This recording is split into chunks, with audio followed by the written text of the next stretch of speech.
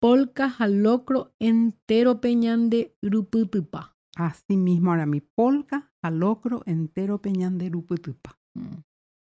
Es una frase realmente muy linda, porque la polka paraguaya y el locro. Sí.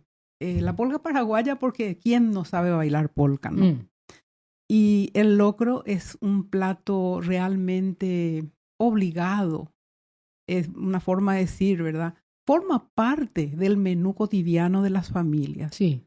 Estoy casi segura que por lo menos una vez a la semana se está consumiendo locro en los hogares. Aparte de, generalmente en las grandes celebraciones familiares o en las fiestas populares también, los famosos caruguazú. Se utiliza mucho el locro, que es un caldo preparado con carne vacuna, maíz y verduras, aquí en Paraguay. Sí. Porque el locro también es propio de otros países de América. Sí. Y sobre tiene todo sus variantes. En el norte argentino. Sí. Y cada país, cada región le da su impronta.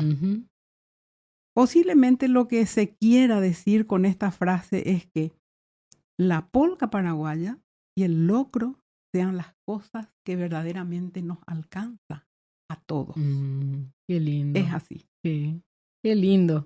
O sea, en eso se resume.